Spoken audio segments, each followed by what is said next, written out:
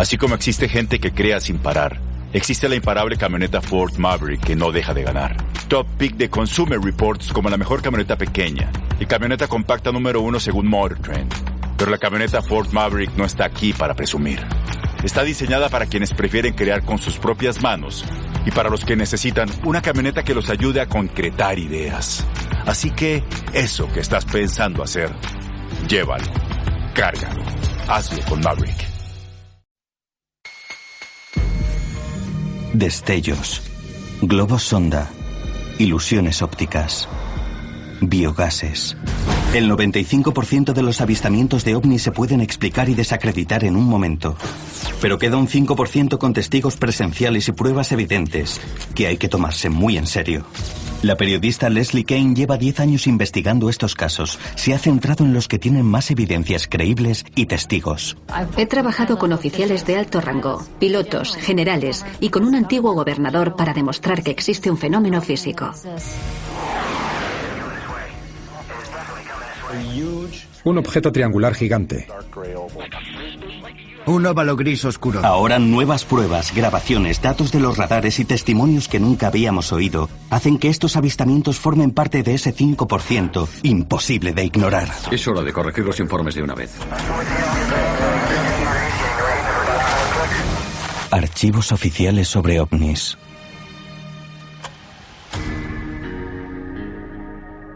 La gran mayoría de los informes de avistamientos los realizan civiles y suelen ser casos aislados con 1 o 2 testigos. Así que se pueden descartar con facilidad. Pero cuando hay un avistamiento en una base militar estadounidense con armas nucleares en la Guerra Fría y 60 miembros de las fuerzas aéreas ven el ovni durante 45 minutos, hay que analizar bien el caso. Tenemos a un oficial realizando un informe sobre un ovni sobre la base de la OTAN más importante y no recibe ninguna respuesta. Me parece algo asombroso. Ahora, 30 años después, los testigos clave se han decidido a contar esta increíble historia. Dijeron al equipo y a los testigos que llevaran la investigación en secreto y no había discusión posible. Este es el extraordinario incidente de Rendlesham Forest.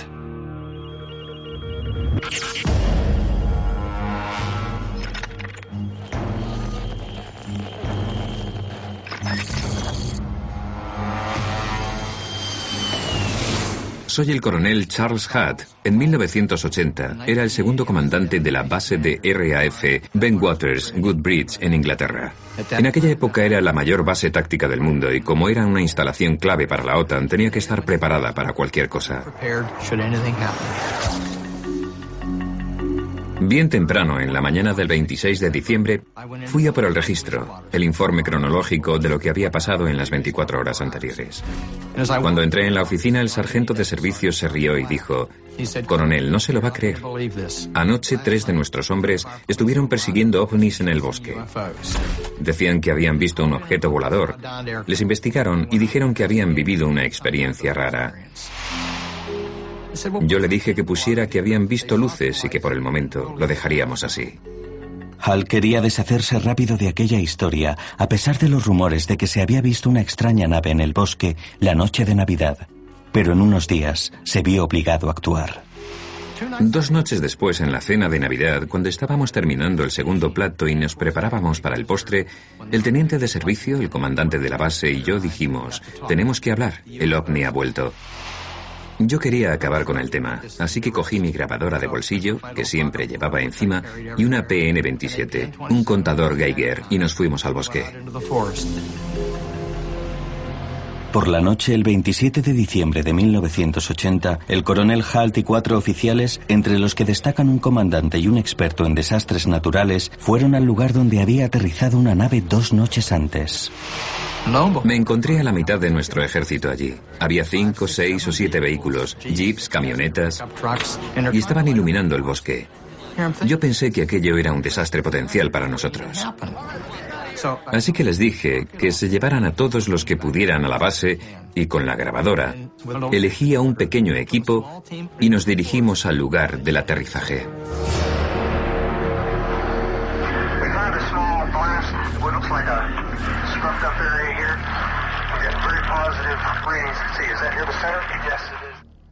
Halt y su equipo localizaron 3 marcas, formando un triángulo en el lugar del aterrizaje. ¿Qué hemos encontrado? ¿Hay algo? Aquí hay 7 décimos. ¿7 décimos en el centro? Los niveles de radiación son 10 veces más altos de lo normal, y esto indica que el avistamiento era más importante de lo que Halt había creído al principio. Había marcas en los árboles. En aquel sitio unas cuantas ramas rotas en el suelo y cuando miramos hacia arriba vimos más rotas en la copa de un árbol. Era obvio que algo había bajado entre los árboles. Mientras investigábamos, oímos a los animales de granja, las vacas y los pollos se volvieron locos durante un rato y luego se quedaron muy callados. Entonces, alguien vio un objeto rojo luminoso al otro lado del bosque, así que yo encendí la grabadora inmediatamente.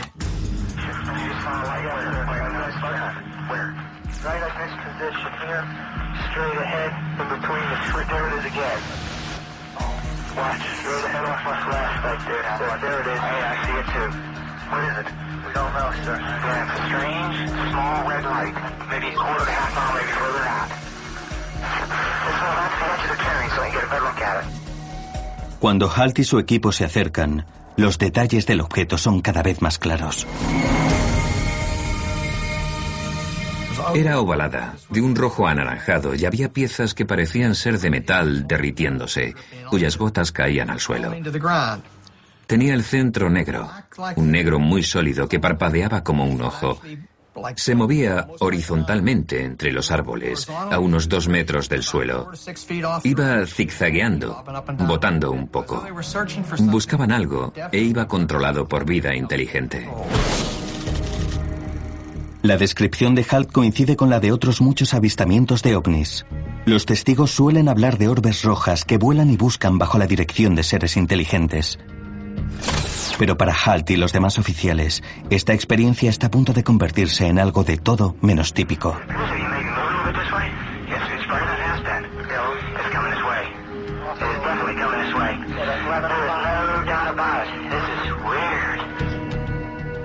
Lo vimos durante 2 o 3 minutos y de repente explotó en silencio. Aparecieron 5 objetos blancos y todo desapareció. Todo aquello nos dejó impactados.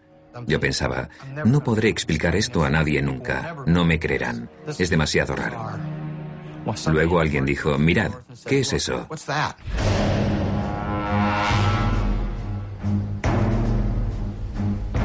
Y vimos 4 o 5 objetos elípticos con luces multicolor a unos 1000 o 1200 metros de altura. Iban a gran velocidad y haciendo movimientos bruscos y angulares. Oímos muchas conversaciones en las radios, pero teníamos dificultades para oír porque había interferencias.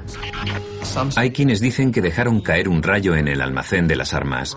Estábamos muy nerviosos por todo lo que estaba pasando.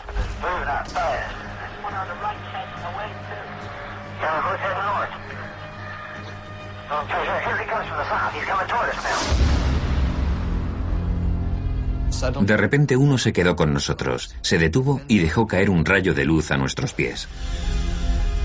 Cuando la luz llegó al suelo nos quedamos quietos. Creo que nadie se movió, nos quedamos todos quietos, en shock. Yo pensaba, tienen que estar haciendo esto por algo. ¿Se quieren comunicar? ¿Será un arma? ¿Un aviso? ¿Qué hacemos? Halt y sus hombres se quedaron paralizados por la luminosa nave que tenían sobre sus cabezas. Los avistamientos son algo desconocido para estos militares profesionales. Nunca habíamos visto nada parecido, y mientras estábamos allí, tan rápido como había aparecido, desapareció. Yo pensaba, no hay explicación posible para esto. ¿Por qué me habré metido en este berenjenal? Esto daña mi carrera. Más de 60 miembros del ejército han declarado haber visto ovnis durante las 2 noches del incidente de Rendlesham. Según los testigos, aquello influyó mucho en la base. Sucedió durante la Guerra Fría y en aquel sitio había armas nucleares, así que lo que pasó fue una incursión, un problema para los servicios de seguridad tanto británicos como estadounidenses. Como oficial al cargo que estaba de servicio, Halt tuvo que escribir un informe para dar parte a sus superiores. Así que realizó un pequeño memorándum con la esperanza de poder olvidar el tema. Como la base está situada en Inglaterra, el memorándum llega hasta el Ministerio de Defensa británico, que concluye que el acontecimiento no tiene significancia para defensa y cierra el caso. Y así estuvo durante más de una década. Me llamo Nick Pope. Trabajé en el Ministerio de Defensa durante 21 años y a principios de los 90 llevé el tema de los ovnis. Me encargaba de investigar los avistamientos y de determinar si suponían una amenaza para el Reino Unido. En 1994, Nick Pope reabre el caso sin resolver del incidente de Rendlesham Forest. Una de las cosas que me llamó la atención fue la falta de respuesta formal en cuanto al informe del coronel Halt. Uno de los oficiales más experimentados había realizado un informe sobre un ovni que había aterrizado cerca de una de las dos bases más importantes de toda la red de la OTAN y no había obtenido respuesta. Aquello me pareció muy sorprendente. Pope comenzó un exhaustivo estudio de 3 años y destapó varios errores de la investigación, entre ellos la confusión sobre la jurisdicción. El incidente de Rendlesham Forest sucedió en las bases de Bentwaters y Goodbridge. Por supuesto, eran bases estadounidenses, pero en suelo británico. Así que hubo mucha confusión sobre quién estaba al cargo. Otro problema era que la zona donde aterrizaron no se acordonó al momento. La gente iba y venía y no hacía más que contaminar el lugar. Tenían que haberla peinado con un detector de metales y haber cogido muestras del suelo, pero no fue así. Varios años después del informe, Pope destapa algunos errores graves que se cometieron en la primera investigación. Quería saber si el ovni dejó rastro en los radares. Uno de los testigos dijo que, por un momento, hubo un objeto no identificado alrededor de la base, en 2 o 3 barridos del radar, pero luego desapareció. Pero cuando los estadounidenses realizaron el informe para el Reino Unido, las fechas estaban mal, así que el Ministerio de Defensa investigó la noche equivocada, y cuando se dieron cuenta del error ya habían destruido la cinta del radar.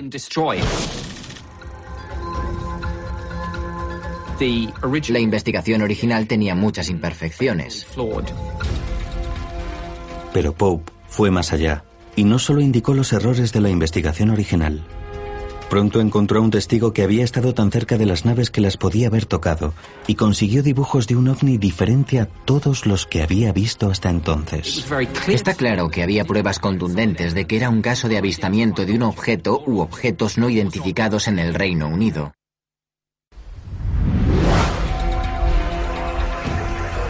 Después del día de Navidad, en 1980, más de 60 militares vieron lo que ellos describen como varias naves desconocidas sobre las bases de la OTAN de Bentwaters y Goodbridge, en Inglaterra. Dicha experiencia deja en shock a muchos soldados, entre ellos al segundo comandante, el coronel Charles Halt. Yo pensaba, no podré explicar esto a nadie nunca, no me creerán, es demasiado raro. Nunca se explicó el avistamiento oficialmente y se cuestionó así si los testigos realmente vieron lo que vieron, hasta una década después, cuando Nick Pope, un trabajador del Ministerio de Defensa británico encargado de las investigaciones sobre ovnis, solicita una revisión del caso de los por entonces desconocidos avistamientos. Pronto me di cuenta de que la investigación original tenía muchas imperfecciones. Preocupado por aquellos errores, Pope realiza una investigación profunda. En 1994 entrevista a un hombre que podría ser clave para el caso, el sargento James Pennington, el experimentado estadounidense a cargo de la seguridad. 2 días antes del avistamiento del coronel Halt, el sargento Pennington también había visto el ovni, y él y otros 2 pilotos se aproximaron al objeto lo bastante cerca como para hacer unos dibujos espectaculares.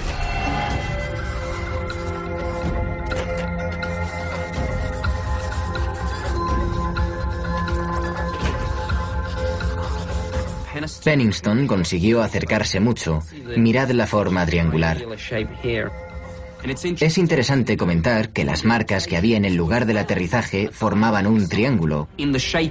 Y además, Se recogieron altos niveles de radiación en aquellas 3 marcas.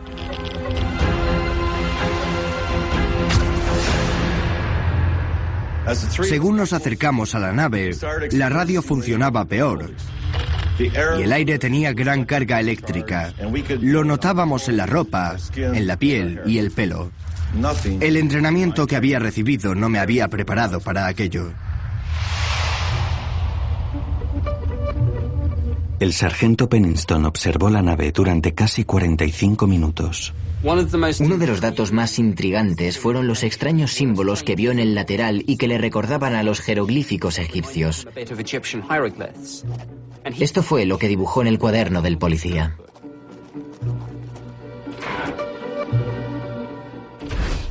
Muchos años después del incidente, el sargento Pennington decide salir de la sombra y hablar públicamente del avistamiento. Más de 80 miembros de las fuerzas aéreas, es decir, observadores entrenados, fueron testigos del despegue, pero dijeron al equipo y a los testigos que llevara la investigación en secreto y no había discusión posible. Yo creo que, echando la vista atrás, está claro que había pruebas contundentes de que el avistamiento de Rendlesham era el caso de un objeto u objetos no identificados en el Reino Unido. El incidente de Rendlesham Forest ahora es considerado uno de los avistamientos más concluyentes de la historia. Incluye varias características arquetípicas de otros casos creíbles de avistamientos de ovnis. Naves con formas triangulares que se mueven en silencio y alcanzan en milésimas velocidades desconocidas. Es una referencia para otros casos de ovnis. Si juntas todos los casos en los que se han visto involucrados militares de alto rango, oficiales y pilotos, solo los casos investigados oficialmente, tienes un conjunto de pruebas que no se pueden ignorar.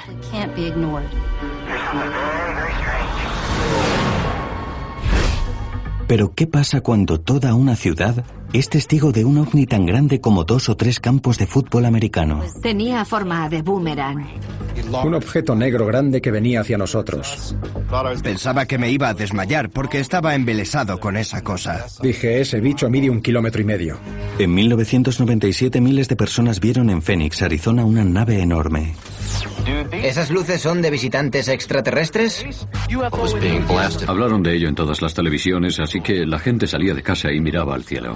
Sin embargo, ahora hay nuevas pruebas sobre uno de los avistamientos más duraderos de la historia. Fue todo un caos y bloqueamos la base. Analizaremos las explicaciones oficiales. Las fuerzas aéreas dijeron que las luces se vieron a las 10 de la noche, pero hay informes de testigos realizados 1 hora antes. Así que con esa excusa ridiculizaron lo que miles de personas dicen que vieron. Pero un antiguo gobernador confiesa lo que pasó. Yo sabía más de las luces que se vieron en Phoenix de lo que conté. Estas son las luces de Phoenix.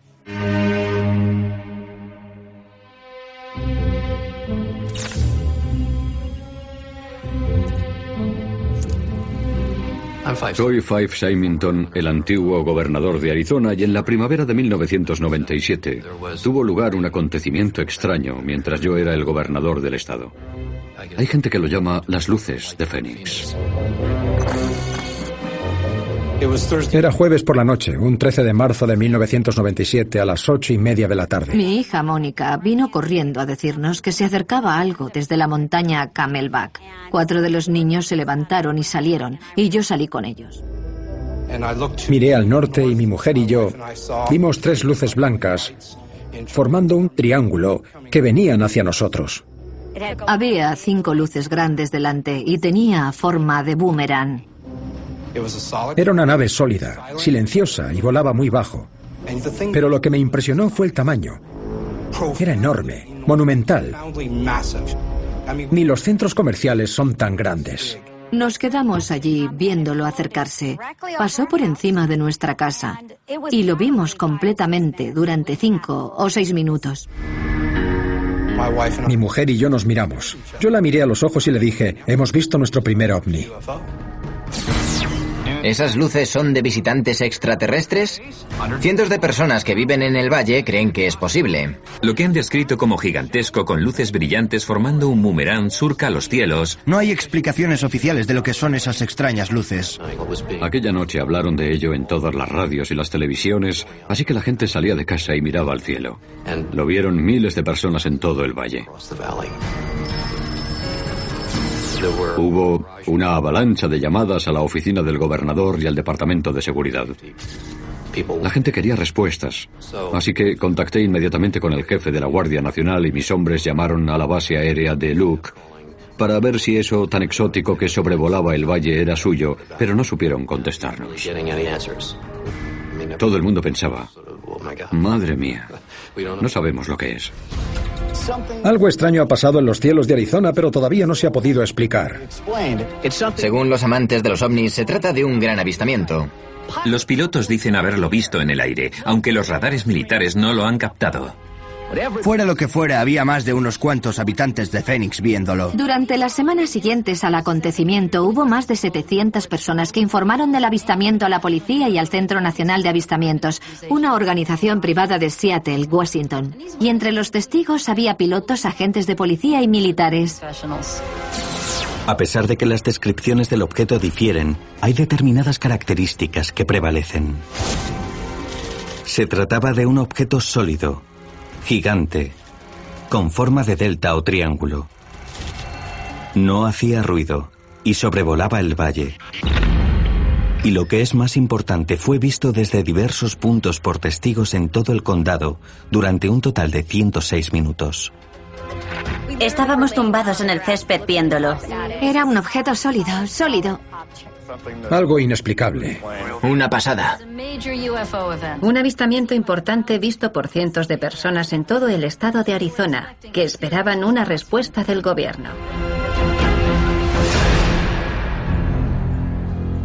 Ya os imaginaréis el nivel de histeria de la población sobre lo que había pasado y lo que íbamos a hacer nosotros.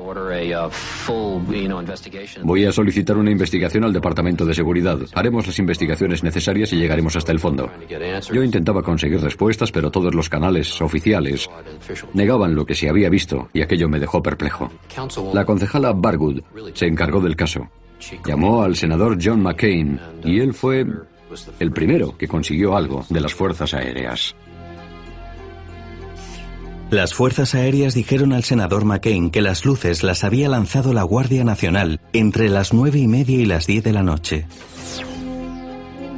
Pero como los avistamientos empezaron a las 8:15, más de una hora antes de lanzar dichos rayos y en un lugar diferente al sitio donde se había visto al ovni, esto no explica lo que tantos testigos presenciaron. Se lanzaron alrededor de las 10 de la noche. Estaban en el sudoeste de Phoenix, no estaban sobre la ciudad ni siquiera en el condado. Lo que mi mujer y yo vimos pasó a las 8:30. A mí me parece que ese objeto llegó a las 8:30. Pero las autoridades decidieron encubrirlo, así que lanzaron sus rayos a las 10. Es para confundirnos intencionadamente. Lo confuso es que las luces que aparecieron en la tele aquella noche eran los rayos. Esas luces son de... Porque los vídeos de las noticias se grabaron sobre las 10, cuando lanzaron los rayos. Unos extraños haces de luz. Pero eso no explica lo que vieron los testigos. Aquellos rayos se lanzaron 2 horas después de los primeros avistamientos. Se trata de dos cosas diferentes. Hay algo que arroja más dudas sobre la explicación de las fuerzas aéreas. Esta grabación inédita realizada por un piloto en la base de Luke al Centro Nacional de Avistamientos en la mañana del 14 de marzo. We got a call from Prescott Valley Airport, a small airport north of us, reporting an object that had a near miss with a small Cessna. The call came up approximately 8:32 that they encountered something over Phoenix, Arizona, over the area of 7th Avenue and Indian School Road. They don't know what it was. Según este aviador, la base Luke envió 2 F-15 a investigar el incidente poco después de las 8:30. Cuando volvieron habló con uno de los pilotos e indica que estaba visiblemente conmocionado. The command pilot of this particular flight, I've never seen this man scared, and he was scared to death. He's not sure what it was.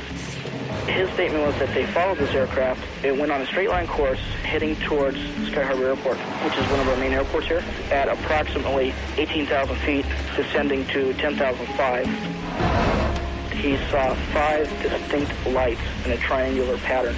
First 3 lights were in a tight triangular formation, and then the other light was at about 400 yards, also on the east side of the triangle. It scared the hell out of them, and after they landed, the base was we had a complete lockdown. All hell broke loose basically, and the facility was closed. A pesar de este impactante testimonio, las fuerzas aéreas niegan que se produjera un encuentro. Pero igual que en el caso de Rendlesham, los intentos de las autoridades por negar los avistamientos son infructuosos. La historia no dejaba de interesar y el gobernador sabía que tendría que hablar. El gobernador Fay Symington está decidido a descubrir qué eran esas luces. Las luces de Phoenix adquirieron importancia nacional ya que el gobernador Symington revela algo muy sorprendente. Yo sabía más de las luces que se vieron en Phoenix de lo que conté. Ahora escolten al acusado hasta la sala para que escuchemos su versión. Es hora de corregir los informes de una vez. Cuando trabajas para el Estado, tienes que tener cuidado con temas tan controvertidos e incendiarios como los avistamientos de ovnis. De hecho, si eres una autoridad y empiezas a hablar de ovnis, te atacan sin piedad. Es increíble. Esta noche empezamos con esos extraños puntos luminosos. En 1997, cientos de testigos vieron los ovnis de Phoenix. Según los informes, describían una figura en forma de delta del tamaño de varios estadios de fútbol americano. Igual que en el caso de Rendlesham, gente de todo el condado lo vio desde diversos puntos durante 106 minutos. Miles de personas lo vieron y había mucho interés por el caso. Había un gran nivel de histeria. Los seguidores de ovnis de todo el condado. 3 meses después del avistamiento en USA Today, aparecen las luces de Phoenix en titulares y ponen al gobernador Symington en el punto de mira. En junio hicieron una gran publicidad del caso y de repente nos vimos asediados. Así que organicé una conferencia de prensa para que la gente se calmara un poco. El 19 de junio, Symington da una conferencia de prensa para anunciar que se había resuelto el misterio. Ahora pido a la agente Stein y a sus compañeros que escolten al acusado hasta la sala para que escuchemos su versión. Que no se acerquen a mí, por favor. Esto ha sido para que veáis que os lo tomáis muy en serio. Fue una broma muy graciosa, pero por desgracia no la entendieron. Fue un insulto y sigo ofendido, igual que muchísimos otros testigos. Mucha gente podía haber dado la cara, pero en vez de eso, se recluyeron más y se negaron a hablar debido a eso, a que lo ridiculizó. Aquello me enfadó mucho, porque sé lo que vi y no me gustan ese tipo de actitudes. Cuando esa cosa estuvo 5 minutos sobre mi casa, deberían interesarse. Aquella conferencia de prensa no gustó a mucha gente y me arrepiento. Pero lo peor es que yo sabía más de las luces que se vieron en Phoenix de lo que conté. Y tenía que haber contado mi propia experiencia antes. El 13 de marzo estaba cenando con mi familia mientras veía la tele y vi las noticias sobre el ovni.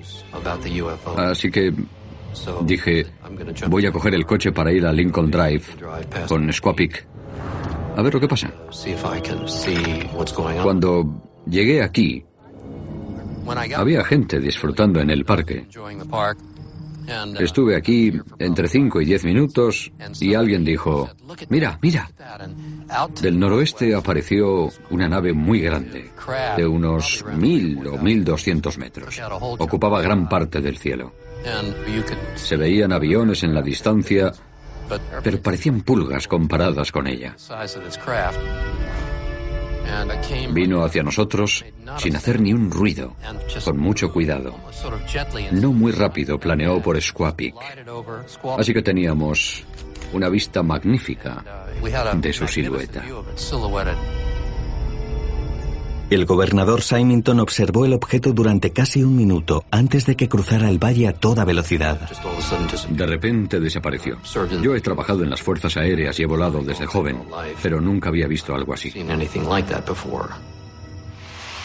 Tenía características aeronáuticas increíbles. Aquello era mucho más de lo que podemos conseguir nosotros, seguro. Pero pensé que debía callármelo, porque era el gobernador, y si hablaba iba a aumentar el nivel de histeria, y no hay que olvidar que tenía un estado que gobernar. Symington se mantuvo en silencio durante su segundo mandato, pero ahora, 15 años después, el exgobernador ha dado una lección a los demás cargos públicos. Yo creo que, en lo que respecta al gobierno, siempre tienen que darle explicación a todo. Y es difícil para las instituciones decir que no saben algo, que hay cosas que no pueden explicar y admitir su gran vulnerabilidad. Pero he aprendido una dura lección sobre el tema basándome en una experiencia personal. Los cargos públicos tienen que ser más abiertos y más valientes en cuanto a temas como este. Hay que afrontarlos legítima y objetivamente, y si no sabemos lo que es, deberíamos decirlo. Es hora de saldar deudas y hacer lo correcto. Los detalles de lo que se vio aquel marzo de 1997 siguen a debate, y el caso de las luces de Fénix sigue sin resolverse. Pero de lo que no cabe duda es que el caso puso en evidencia la necesidad de estudiar los ovnis, un proceso oficial en el que se realicen y se investiguen informes. Actualmente, para la gente en Estados Unidos, no hay ningún organismo oficial al que acudir si creen que se necesita un informe de un determinado acontecimiento. Lo interesante es que en términos de aviación, las fuerzas aéreas indican a sus empleados en su contrato que si ven un ovni no pueden comunicárselo a las fuerzas aéreas.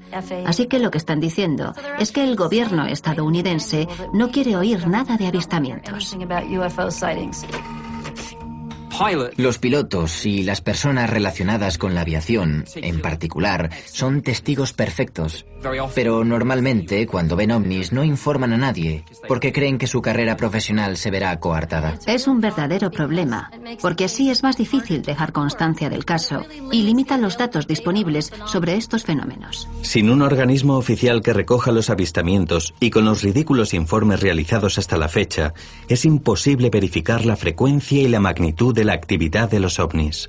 No obstante, en la comunidad aeronáutica esto supone un gran riesgo para la seguridad, porque si estos objetos voladores son reales, podrían chocar con nuestros aviones en pleno vuelo.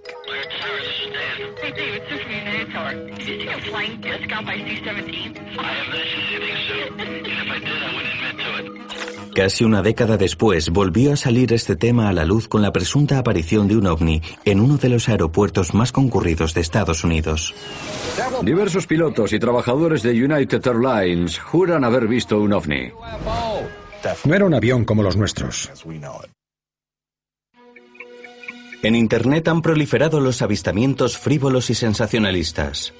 Y ahora es más difícil que nunca discernir entre lo creíble y lo cuestionable. En respuesta a este hecho, muchos expertos están aplicando rigurosas investigaciones y estándares científicos para evaluar las pruebas. Una de estas expertas es la veterana periodista Leslie Kean. Llevo investigando los ovnis desde hace 10 años. Siempre me centro en la información más importante de los hechos. Los radares, las fotos, las evidencias físicas que se han estudiado en un laboratorio, y no hago caso al material más conspirativo que hay culturalmente y que aparece mucho en Internet. En enero de 2007 me impresionó el sorprendente artículo que apareció en portada del Chicago Tribune.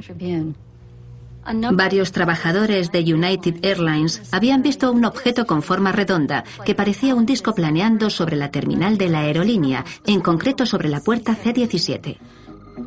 Y fue en la hora punta, en una ajetreada tarde a las 4 o 4:30. Y lo vio mucha gente en tierra, pilotos, miembros de la tripulación, coordinadores y gente que estaba moviendo los aviones.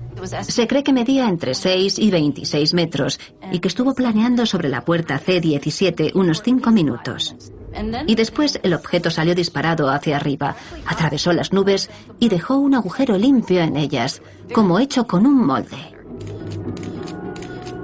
Los testigos, que eran profesionales de la aviación, quedaron confundidos con lo que habían visto. I've been at O'Hare for quite some time, and I'll tell you definitely it was not an airplane as we know it. El caso de O'Hare es un caso más de la pila de informes sobre ovnis, y en él vemos de nuevo las características que ya hemos encontrado en otros avistamientos. Un objeto con forma de disco que planea en silencio y alcanza velocidades desconocidas en milésimas. Pero estamos a punto de revelar la prueba más contundente de todas.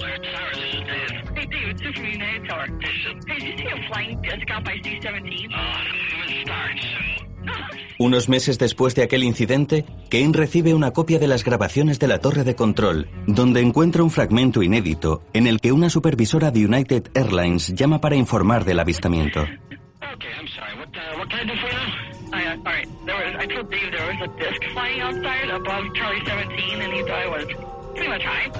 But I'm not high and I'm not drinking. Yeah. Someone actually has a picture of it, so if you guys see it out there. A disc?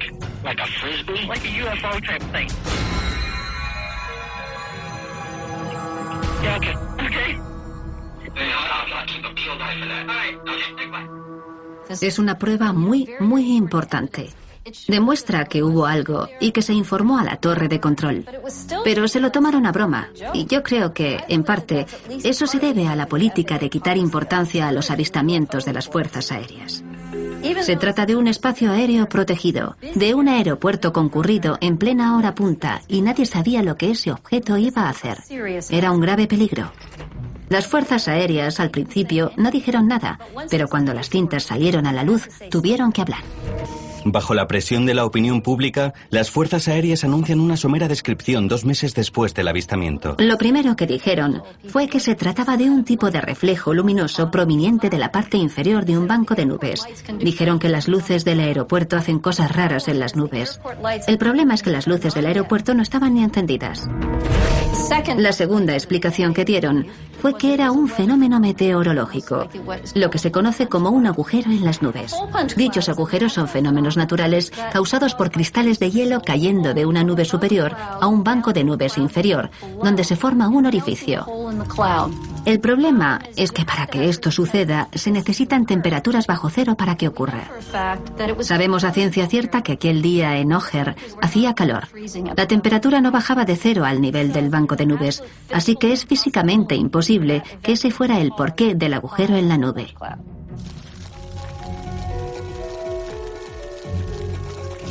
Como vemos, en el caso O'Hare y la respuesta de las fuerzas aéreas son un ejemplo de la típica forma en que el gobierno se enfrenta a los avistamientos. Primero evitan hablar del tema. Pero cuando esto les resulta imposible, dan cualquier tipo de explicación que según ellos pueda encajar, ya sea convincente o no. Es un verdadero problema y ha sucedido innumerables veces durante décadas. Es su procedimiento estándar para casos como este. A pesar de la situación actual, hubo una época en la historia estadounidense en la que se llevó a cabo un estudio científico y el gobierno agradecía información sobre avistamientos. Durante los últimos 3 años, un gran número de personas sanas y fiables han visto platillos volantes. Podemos leer, hablar sobre ellos y preguntarnos sobre los informes relacionados con este extraño fenómeno de los cielos. Me parece que tienen un origen extraterrestre. En los 50 y los 60 había muchos avistamientos de los que se tenía constancia. Los medios cubrían la información y el gobierno no sabía lo que pasaba. Esto fue durante la Guerra Fría, así que la opinión pública estaba preocupada por la existencia de objetos inexplicables en el cielo. Así que el gobierno creó una organización dentro de las fuerzas aéreas llamada Proyecto Libro Azul, cuyo propósito era recoger los informes de la gente e investigar los casos.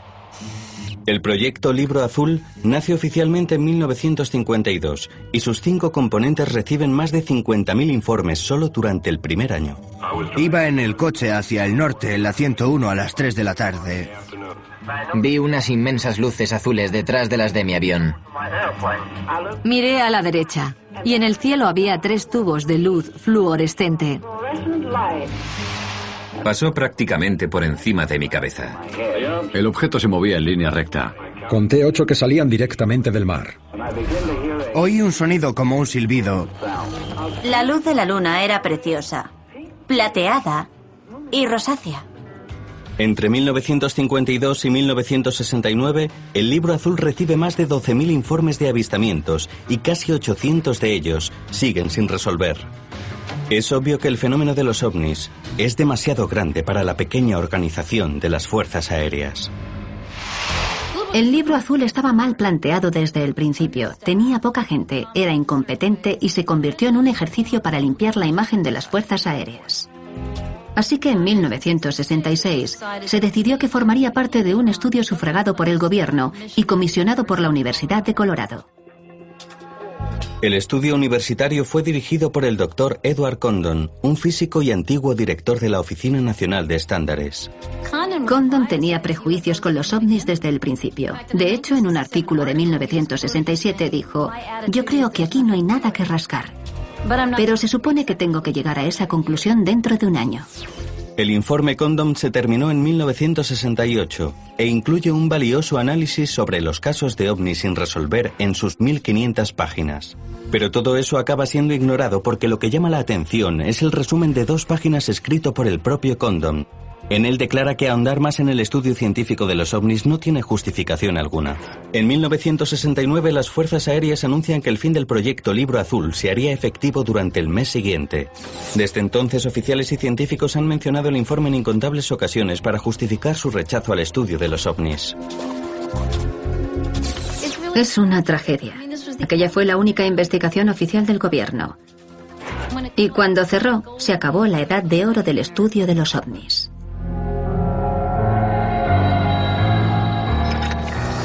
Desde 1970 muchos casos han puesto en la cuerda floja las afirmaciones en las que se respaldaba el cierre del Libro Azul.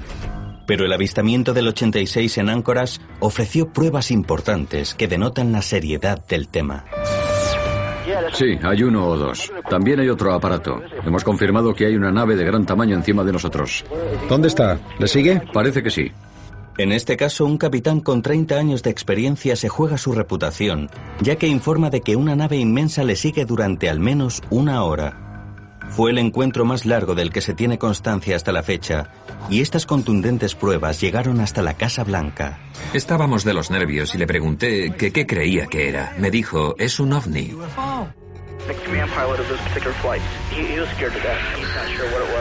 Tenía forma de boomerang. Un objeto triangular gigante. Del tamaño de 3 o 4 portaaviones. Vino hacia nosotros sin hacer ruido. Es obvio que estaba controlado por vida inteligente. Viene hacia aquí, está claro. 3 tubos de luz fluorescente. Como un frisbee. Un óvalo gris oscuro. Como un ovni. Parecía que alguien había hecho un agujero en las nubes. De repente desapareció. No cabe duda. Qué raro es esto.